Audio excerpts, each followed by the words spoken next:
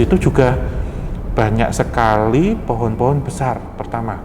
Terus lokasinya itu juga tidak jauh dari muara sungai.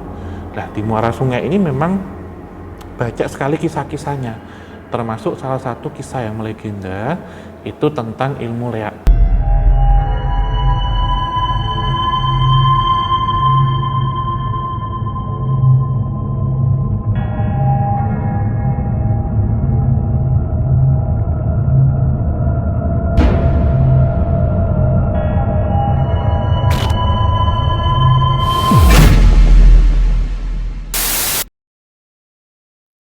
Assalamualaikum warahmatullahi wabarakatuh. Salam rahayu, rahayu, rahayu bagi kita semuanya.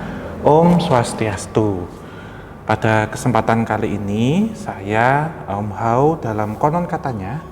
Setelah kemarin kita ada di Pulau Borneo, kita sekarang akan bergeser ke Pulau Dewata Bali. Jadi seperti ageman saya yang saya pakai sekarang. Dan di konon katanya ini kita akan membahas tentang Taman Festival Sanur. Sedikit tentang kisahnya ya dan sejarahnya. Taman Festival ini itu dibangun pada kisaran tahun 1997 di atas lahan yang beratus-ratus hektar. Tetapi selang 2 tahun dalam masa pembangunannya atau dalam masa beroperasinya, lokasi ini jadi terbengkalai akibat krisis moneter yang melanda Asia pada waktu itu atau Krismon yang kita kenal, sehingga hal ini pun akhirnya menutup beberapa bidang-bidang usaha industri entertain, salah satunya hiburan, dan juga berdampak pada festival ataupun taman rekreasi Festival Sanur yang ada di Bali, sehingga tempat ini akhirnya mangkrak ataupun tutup sampai hari ini. Belum sempat terkenal sebagai objek wisata megah. Kenapa disebut objek wisata megah? Karena tentunya berdiri di atas lahan berhektar-hektar yang sangat luas. Terus lokasinya juga strategis dan juga memiliki panorama yang cukup menarik dan indah gitu, karena pas berada di pantai Sanur tepian, jadi tidak jauh gitu dari pantainya sendiri. Lokasinya ini sendiri ketika terbengkalai itu malah sekarang dikenal sebagai wahana tempat rekreasi mistis ataupun objek wisata mistis. Hal ini mungkin bisa disebandingkan ya atau disamakan dengan Taman Wonderia yang ada di Semarang. Jadi nanti Sobat Javanika juga mungkin yang baru-baru gabung nih nanti juga bisa lihat ya, scroll ke bawah, lihat waktu itu kami penelusuran di Taman Wonderia yang ada di Semarang. Tetapi masanya berbeda tentunya. Kalau ini tahun 1997 itu mulai, kemudian selang beberapa tahun mendekati tahun 2000-an itu kemudian non operasi atau tutup. Kalau Taman Wonderia belum lama, istilahnya masih 7 ataupun 8 tahun yang lalu gitu. Hal ini tentunya dipengaruhi karena pembangunan objek wisata ini tidak sesuai dengan kaidah adat masyarakat Bali. Jadi waktu itu saya sempat diskusi ya atau sempat ngobrol di lokasi dengan Ajik ya yang ada di sana. Itu memang lokasinya ini sendiri itu sudah terkenal sakral ataupun sudah terkenal keramat itu bahkan sejak ratusan tahun yang lalu. Dan ketika tempat ini dipakai kemudian untuk wahana wisata itu memang sempat hanya membangun saja, jadi tidak diperhitungkan secara arah letak, kemudian memperhatikan lokasinya ini dulu seperti apa. Dan yang diperparah ketika tempat ini ternyata lebih diperuntukkan untuk hal-hal yang berkaitan dengan komersil ataupun hal-hal yang hanya menghasilkan keuntungan saja gitu, tanpa memperhatikan adat yang melekat di sekitar ataupun hal-hal yang berkaitan dengan mistis atau keramatnya itu tadi. Nah ini coba kita tilik ya, kenapa ini tempat ini keramat. Kondisi saat ini karena sudah hampir 20 tahun lebih terbengkalai, ketika masuk ke dalam lokasi, aura terasa semakin berbeda. Ya tentunya ketika kami pertama masuk ke dalam itu yang kita rasakan banyak semak belukar, kemudian banyak tempat yang tidak terawat, terus yang ditakutkan itu ada beberapa hewan-hewan reptil di situ. Terus lokasinya sendiri karena pinggir pantai, terbengkalai, itu juga menyerap ya, dalam artian di sini udara pantai yang lembab dan mengandung garam itu juga membuat cepat korosi, dan lokasinya sendiri akhirnya pengap, nggak nyaman untuk ditempati karena kelembapan itu akan membuat beberapa ruangan-ruangan atau tempat-tempat yang ada di dalam Taman Festival Sanur ini menjadi gelap, dan juga kalau orang Jawa bilang itu singup, sehingga jarak pandang terhalang semak belukar dan jalanan ditutupi tanah serta dedaunan. Jadi kalau sekarang itu seperti kebun ya, jadi sudah nggak terawat dan sudah tak terlihat bangunan-bangunannya karena ada beberapa yang sudah roboh, kemudian atapnya yang sudah ambrol, ada juga yang sudah penuh dengan vandalisme dan sudah kotor di sana sini, barat kata demikian. Dan nampak rumput liar itu bahkan merambat itu di dinding-dinding bangunan, serta di situ yang dulu dipakai untuk kolam buaya itu sekarang sudah kering atau sudah ditinggalkan. Secara ini buaya sebenarnya ya, tapi nanti akan kita bahas tentang keberadaan dari ratu buaya yang ada di situ. Area bangunan ini dulunya merupakan sebuah kerajaan gaib yang megah. Secara energi, lokasi ini memang kurang tepat untuk hal yang bersifat komersial. Seperti itu yang sudah kita bahas ya, nanti akan kita detailkan di sini. Meskipun tidak hanya satu faktor itu saja yang menyebabkan lokasi tersebut menjadi bangkrut atau tutup. Ini faktor secara X-nya. Ibarat kata tadi kita ketahui faktor secara Y-nya ya. Kalau dalam matematika kan ada X dan Y gitu. Kalau ini secara penyebab adalah krisis moneter, itu kita sebut faktor Y. Kemudian faktor X ini karena itu adalah sebuah kerajaan gaib. Nah, waktu kita ke sana itu memang di situ melihatnya itu sama kayak satu bangunan yang ada di Surabaya, yang ada di Rumah Hantu Darmo. Jadi di situ ada seperti kantor pemerintahan, kemudian alun-alun, terus juga ada seperti tempat ibadah, terus ada juga sarana transportasi. Tapi kesemuanya itu gaib, jadi tidak nampak gitu.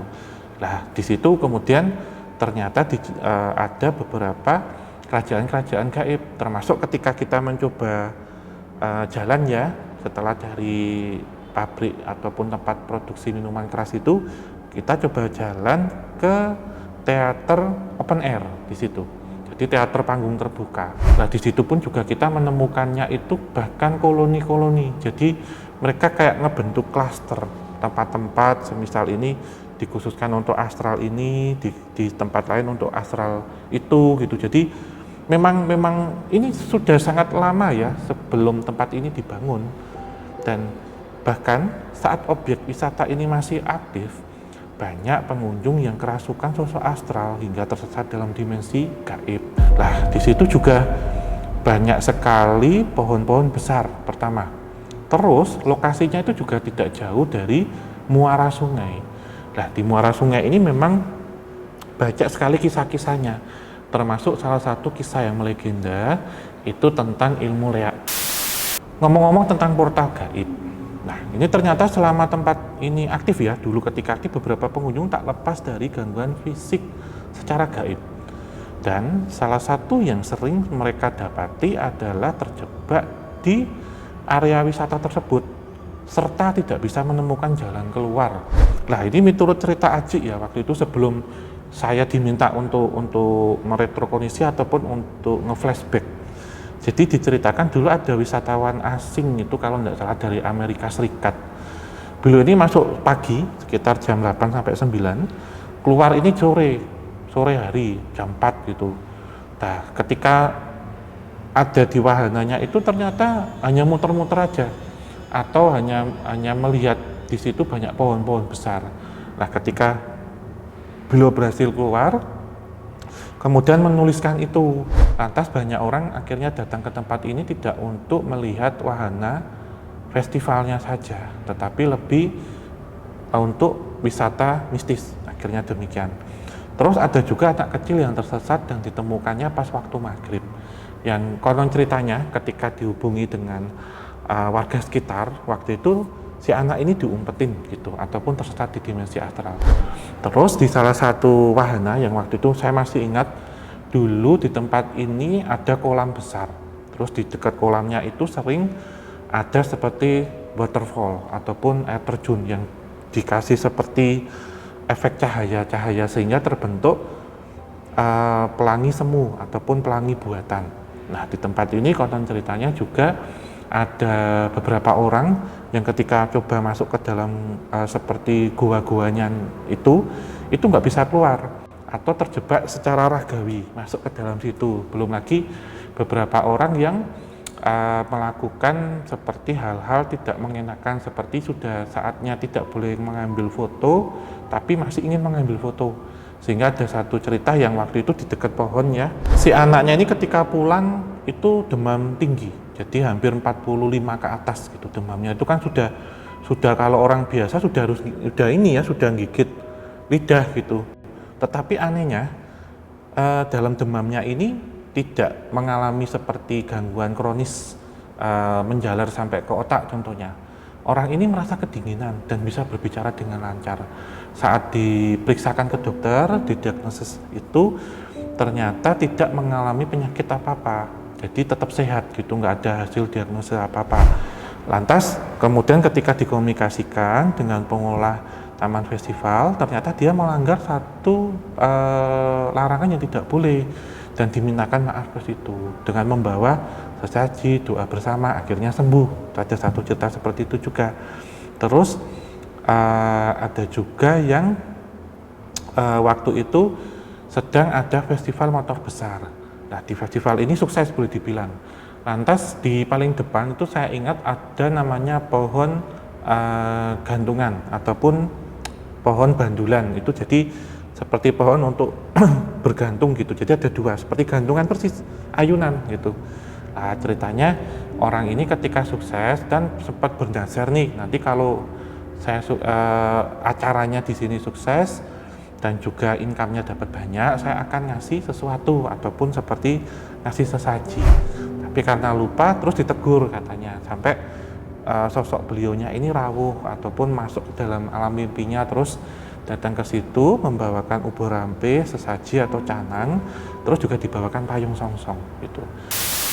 Ya karena zaman dulu memang tempat ini disakralkan ataupun masih hutan belantara dan juga dipakai orang-orang untuk bersemedi. Jadi salah satu cara ataupun gerbang antar dimensi untuk berkomunikasi dengan entitas gaib. Nah, salah satunya yang paling besar itu menurut saya yang pohon dekat dengan teater. Nah, ini nanti coba akan kita bahas seperti apa. Berikutnya kita masuk pada sesi pembahasan residual energi dan juga residual memori yang masih tertinggal di kawasan Taman Festival Sanur. Yang pertama, dahulu terdapat kompleks perkuburan di area ini, tepatnya di dekat pohon beringin yang bergapura. Lokasi pemakaman itu dulunya dikhususkan untuk para korban yang meninggal, terutama bagi warga negara asing saat kecelakaan pesawat udara. Tetapi ketika proses pembangunan Taman Festival ini, kompleks perkuburan itu dipindahkan ke sisi utara, dekat Pura Campuhan Windu Segara, serta dibuatkan monumen di sana. Nah, ini di monumen ini yang saya ingat ada satu cerita menarik ya, jadi seperti untold story di situ. Dari beberapa korban yang waktu itu disebutkan sekitar 108 ya, 106 sampai 108, itu ternyata ada satu korban yang selamat. Nah, korban ini beliau ini warga negara Jepang waktu itu dan masih berusia 20 tahunan. Nah, ceritanya beliau ini waktu itu ketinggalan pesawat. Jadi pesawat ini Pan America kalau nggak salah itu terbang dari Hong Kong akan ke Australia. Dan waktu itu karena mengalami gangguan, akhirnya ada pendaratan darurat ya kalau nggak salah itu di Bali. Tapi mengalami kecelakaan kemudian, jadi terjadi di tepi perbukitan dan evakuasinya sangat susah waktu itu, dan beberapa korban memang ditemukan dalam kondisi jasad yang tidak utuh dan terbakar. Nah, cerita dari warga negara Jepang yang gagal ini ceritanya Waktu itu ketinggalan pesawat, kemudian ternyata dari ketinggalan pesawat ini beliau ini diselamatkan gitu. Dan seminggu sebelum kejadiannya sebenarnya sudah mengalami seperti firasat atau gambaran lewat mimpi bahwasanya nanti pesawat yang dikendarai akan terjatuh atau kecelakaan. Ya, orang ini sebenarnya memiliki satu kemampuan supranatural, tetapi tidak diabaikan jadi seperti in denial gitu. Nah, ini ada satu ceritanya itu yang sudah selamat, dan untuk penulisan di plakatnya sendiri ya ataupun monumen yang ada di situ itu menggunakan data manifest penumpang, karena pada tahun 1974 tentunya secara teknologi DVI atau kedokteran forensik mungkin belum secanggih sekarang ataupun belum menggunakan seperti tes DNA, jadi semuanya dimakamkan dalam satu liang lahat yang sama. Bahkan beberapa pemuka agama waktu itu yang ada di sekitarnya itu mendapatkan seperti wisik lewat mimpi. Korban-korban ini mendatangi dan meminta tetap kita dikuburkannya barengan bersama, karena kalau dipisah, kalau diceraikan itu nanti takutnya bagian tubuhnya tidak sama, sehingga nanti biar kalau keluarga datang berziarah ataupun berkunjung itu bisa langsung datang di satu lokasi itu gitu maksudnya. Tempat ini kemudian tentunya akan menyimpan satu residual memori yang sangat kelam, walaupun lokasinya tidak menjadi tempat kejadian perkara, tapi menjadi tempat pemakamannya.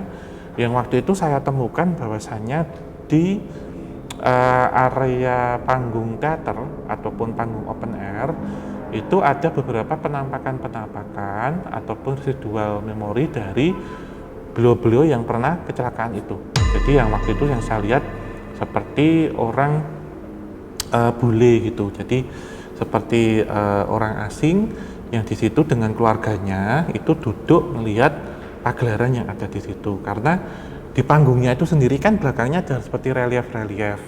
Nah itu menurut cerita terkadang dari relief itu keluar sosok-sosoknya, yang penarinya itu keluar, kemudian disaksikan oleh beberapa orang-orang yang itu meninggal menjadi korban dari kecelakaan pesawat ini. Jadi kebanyakan memang warga negara Jepang di situ. Oke, berikutnya yang kedua, sempat terjadi kebakaran pada tahun 2012, tetapi kebakaran ini tentunya tidak masif ya seperti yang pertama. Salah satunya menimpa teater yang indoor yang tadi saya ceritakan, itu yang atapnya dari daun rumbia atau daun jerami. Berikutnya, pernah dijadikan lokasi pembuangan mayat korban tindak kriminal. Nah, beberapa jenazah-jenazahnya itu selain ditemukan di sekitaran dari kompleks Taman Festival ini, juga di pantai yang ada di sekitarnya, yaitu Pantai Padang Galak. Terus kemudian juga tempat wisata yang kini sudah terbengkalai ini sekarang jadi salah satu spot untuk para anak muda mengekspresikan dirinya melalui seni mural dan juga grafiti. Banyak sekali lukisan di tembok-tembok usang itu. Tetapi ada salah satu mural yang memiliki riwayat yang berbeda dari kebanyakan mural di tempat itu. Terdapat sebuah mural dengan sosok seorang perempuan. Konon mural itu adalah manifestasi sosok astral yang menghuni tempat tersebut. Nah, sosok ini itu salah satunya tadi yang korban kriminal ataupun jasad yang pernah dibuang di sekitar itu. Jadi dikisahkan sosok ini mengalami seperti sexual harassment dan juga seperti tindakan pemerkosaan yang dilakukan oleh beberapa orang laki-laki waktu itu, dan karena ingin menghilangkan jejak dan juga ada satu tindakan yang keji, itu matanya ditusuk waktu itu. Jadi ada satu tindakan yang sadis. Kenapa demikian? Karena dalam kondisi yang sama-sama dalam pengaruh alkohol. Nah, sosok ini memang kalau digambarkan itu perempuan ya, cewek itu maksudnya rambutnya itu blondi, rambutnya itu pirang, tapi bukan bule, jadi warga lokal. Sosok ini kemudian di bola matanya itu seperti ada bunga di situ. Jadi untuk menutupi matanya yang bolong karena ditusuk dan dicongkel itu tadi. Nah, ketika kita ke sana waktu itu saya diminta untuk menceritakan bagaimana kisahnya, terus juga dilakukan seperti mediumisasi. Tetapi memang beliaunya ini memilih-milih, sehingga waktu itu ketika akan dilakukan mediumisasi tidak bisa berjalan secara sempurna gitu. Jadi minta didoakan saja. Nah, ini sejarah ataupun latar belakang waktu melukis mural ini.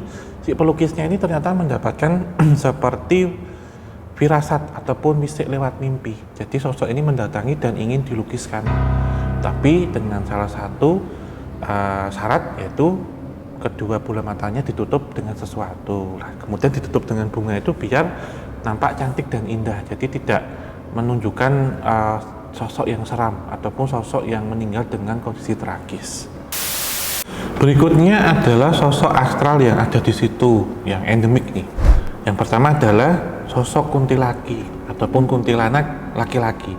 Nah, ini kami temukan di dekat dari panggung teater indoor tadi. Jadi di situ yang waktu itu nampak adalah sekelompok ataupun sekawanan sosok kuntilanak laki-laki. Ini sebenarnya sebutan atau penamaan dari kita saja gitu, kuntilaki gitu. Digambarkan bahwasanya sosok ini itu seperti sosok laki-laki, kemudian menggunakan baju seperti apa ya, seperti gamis lah gitu, putih. Terus matanya ini menyala, jadi seperti neon gitu, warnanya agak coklat, agak orange semu gitu, kanan kiri, jadi menyala gini. Terus tidak berjalan ataupun juga tidak merangkak, tapi kayang, jadi kebalik, jalannya itu kebalik, seperti laba-laba atau bentuknya seperti onggo inggi gitu, kalau laba-laba air gitu. Jadi jalannya itu merayap gitu, muter gitu. Terus mereka itu berkoloni, jadi waktu kita mendekat itu mereka kayak lari tapi bareng-bareng sama temen nih gitu. Jadi terus sembunyi di pojokan ngilang. Nah, sosok ini sebenarnya salah satu makhluk astral yang sudah ada jauh ketika tempat ini belum dibangun ataupun tempat ini belum ada, di mana biasanya mereka dulu menghuni liang-liang tanah, lubang-lubang tanah, ataupun juga di sela-sela berbatuan dan juga di pohon-pohon besar yang ketika pohon itu kemudian dirobohkan, ditebang ataupun lubang-lubang itu kemudian ditimbun, maka sosok ini kemudian seperti kehilangan tempat tinggalnya. Lantas ketika tempat itu kemudian terbengkalai, lembab, singup, mereka akan menjadikan tempat ini seperti hunian bagi mereka. Tidak jauh dari kamar kuntilaki ini, kami menemukan, masih di lokasi yang sama ya, masih di panggung teater, kami menemukan sosok yang menyerupai manusia ataupun cewek, badannya perempuan setengah ular gitu. Nah, ini yang kadang orang salah kaprah menafsirkannya adalah perwujudan dari Nyi Blorong. Nah, kisahnya sosok ini adalah sosok yang diminta untuk menjaga beberapa pusaka ataupun mustika yang ada di pohon depan gedung teater ini. Tetapi ini sebenarnya sosok baik ya, atau sosok positif. Dalam perwujudannya memang waktu itu yang kita jumpai, sosok ini itu baru habis ganti kulit, atau kalau orang Jawa bilang melungsungi atau berganti nih kulitnya. Karena apa, waktu itu beberapa rombongan juga mencium bau anyir, bau amis seperti hewan reptil yang berganti kulit. Nah, ini kulitnya itu sebenarnya boleh dibilang berharga, kulit hasil pergantiannya itu. Kenapa demikian? Ini juga kadang dipakai untuk orang yang menyalahgunakannya. Jadi di sini lebih ke arah menyalahgunakan ya. Jadi ketika di situ kemudian ada orang yang ingin meminta ya atau nembung gitu, maka sosok ini itu kemudian nanti akan menguji ataupun seperti menggoda. Itu walaupun sosok ini sosok baik yang menunggu benda-benda pusaka yang ada di sekitar situ. Nah, ketika digoda untuk menyesatkan, jadi orang-orang yang tersesat ibarat kata. Menurut cerita, pergantian kulit atau bekas kulit yang diganti itu nanti bisa dirubah ataupun berubah menjadi lempengan emas. Nah, hal ini yang kemudian disalahartikan atau disalah persepsikan, Nyi Blorong bisa memberikan pesugihan. Tetapi ini yang lebih bersifat sosok siluman ular sebenarnya. Nah, siluman ular ini tentunya memang ada korelasinya dengan Nyai Blorong sebagai panglima dari Gusti Kanjeng Ratu Kidul. Kenapa demikian? Karena di wilayah Bali sendiri itu menjadi seperti alun-alun bagian timur atau halaman belakang dari kerajaan Keraton Laut Selatan, di mana sedikit kita ulang ya, misalkan alun-alun ataupun halaman depannya itu ada di Pelabuhan Ratu, kemudian kedaton atau keratonnya itu ada di Pantai Parangkusumo Parangtritis di Jogja, jadi Pelabuhan Ratu di Sukabumi. Kemudian wilayah belakang atau halaman belakang itu ada di sekitaran dari pantai Watu Ulo yang ada di Jember sampai di Semenanjung Belambangan, Alas Purwo di Banyuwangi, hingga di sekitaran ataupun dekat dengan Pulau Dewata, Pulau Bali, dan juga Pulau Nusa Penida. Jadi ada di situ, sehingga ini adalah anak buah ataupun prajurit dari Nyai Blorong, di mana Nyai Blorong ini adalah panglima dari Gusti Kanjeng Ratu Kidul. Kemudian kita bahas tentang penampakan Gusti Kanjeng Ratu Kidul. Kenapa demikian? Karena tidak jauh dari situ kan ada seperti muara atau sungai yang menghubungkan dengan Gunung Batur yang ada di Pulau Bali. Nah, ini menurut kisahnya, lokasi ini juga sering dilewati oleh lampor atau kereta kencana dari Ibu Ratu, sehingga terkadang memang beliau sering menampakkan diri ataupun juga sering menyapa ketika akan ada perjamuan ataupun juga hajatan yang ada di Gunung Batur. Itu salah satunya, itu termasuk juga di Gunung Agung. Ada suatu kisah ketika pemindahan buaya semasa tempat wisata ini mulai tidak beroperasi, buaya terakhir yang ditangkap serta kemudian dipindahkan dari kawasan objek wisata ini, keesokan harinya ada seorang yang tenggelam sampai tewas di muara sungai. Konon miturut cerita warga bahwa kejadian tersebut merupakan sebuah bentuk tumbal akibat pemindahan buaya-buaya tersebut. Hal ini memang waktu itu saya mendengarkan cerita seperti itu ya, sama gitu. Tetapi memang tumbal di sini itu boleh dibilang hanya konotasi negatifnya. Kenapa demikian? Karena sebenarnya yang terjadi adalah tidak adanya seperti diskusi ataupun selamatan, jadi asal dipindahkan gitu. Nah, ini kalau kita melihat di muaranya sendiri itu jadi pertemuan antara air tawar dari sungai dengan air asin dari laut atau dari pantai, dan terkadang ketika air laut pasang, airnya itu bisa sampai di sekitaran dari muara ini, jadi terjadilah seperti air payau. Nah, ini kalau kita melihat tentang sosok bidadari dan peri ini, karena memang lokasinya dulu itu luas, jadi sungai yang sekarang itu karena sudah mengalami pendangkalan dari beberapa material vulkanik ya, kalau zaman dulu masih airnya jernih, kemudian masih kubangannya dalam, jadi memang dipergunakan oleh entitas-entitas tidak hanya untuk hal-hal yang bersifat dengan sakral, tapi juga untuk rekreasi bagi mereka. Nah, di sini memang yang paling kuat adalah entitas dari Ratu Buaya atau Ratu Buaya Putih yang ada di sini. Nah, ini juga di situ beliau sendiri menyimpan seperti mustika buaya.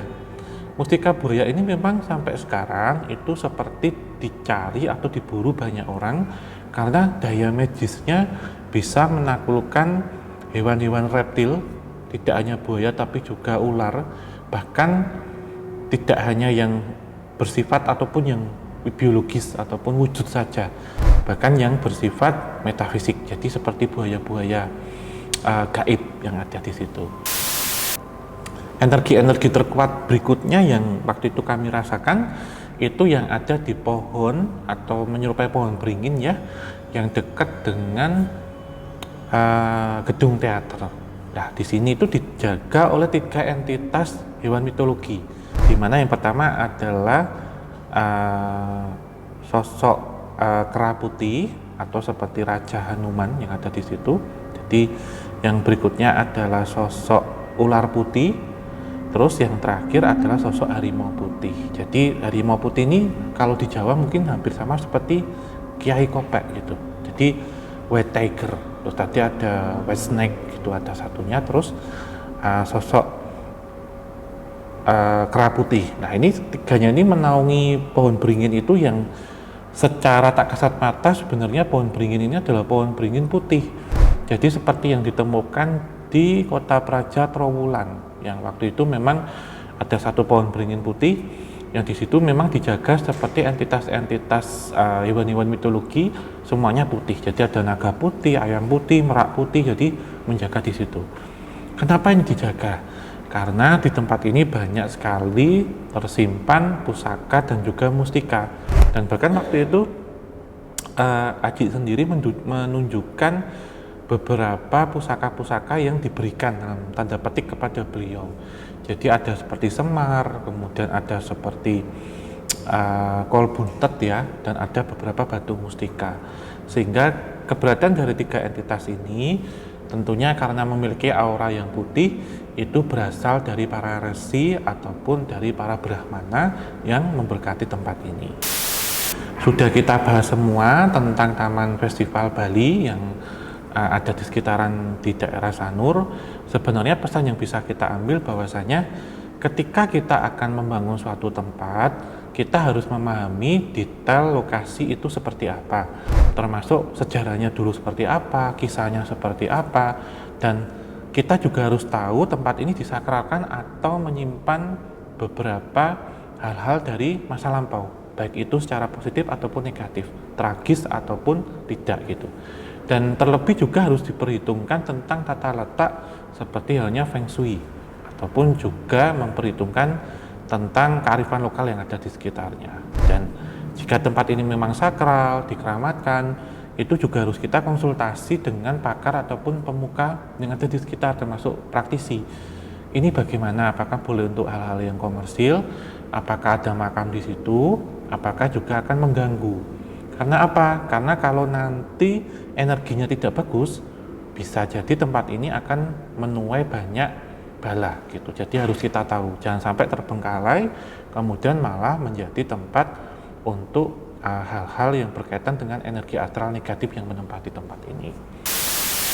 Oke, mungkin ini penutup ya dari kami untuk episode konon katanya di Pulau Bali. Nah, ini untuk sobat Javanika, atau kalau di sini sudah sedikit bergeser menjadi sobat Nusantika, destinasi berikutnya konon katanya kita akan bergeser kemana. Jadi kemarin sudah di Batam, kemudian di Kalimantan Timur, sekarang di Bali. Coba ini untuk sobat Nusantika, apakah nanti kita akan coba di Maluku, Pulau Celebes, di Pulau Sulawesi, Nusa Tenggara, atau di Pulau Andalas. Nah, nanti informasikan saja, atau juga di Bangka Belitung juga bisa, atau di wilayah Kalimantan yang lain. Nanti bisa dituliskan di kolom komentar atau ngirim pesan ke Kisah Tanah Jawa. Mungkin kurang lebihnya demikian ya untuk teman-teman semuanya, sobat Javanika dan juga calon nih sobat Nusantika. Terima kasih sudah menyaksikan dari awal. Semoga konon katanya pada kesempatan kali ini memberikan manfaat dan juga bisa memberikan informasi termasuk hiburan. Dan tetap dukung channel kami, tim Kisah Tanah Jawa, agar nanti bisa expand atau berkembang menjadi kisah Nusantara gitu. Jadi tetap subscribe, kemudian juga tuliskan di kolom komentar, tetap like dan share sebanyak mungkin. Tidak lupa kami mengucapkan terima kasih kepada Rail Digital yang sudah memberikan izin untuk kami syuting konon katanya pada kesempatan kali ini. Dan untuk teman-teman penggemar atau penghobi seni fotografi yang berada di Yogyakarta terutama, dapat mengunjungi toko Rail Digital untuk mendapatkan tawaran eksklusif tentang piranti-piranti alat-alat untuk fotografi. Oke, kita tutup akhir kata. Wabillahi taufik wal hidayah. Wassalamualaikum warahmatullahi wabarakatuh. Muga tansah pinaringan rahayu sagung dumadi. Om Santi Santi Santi Om.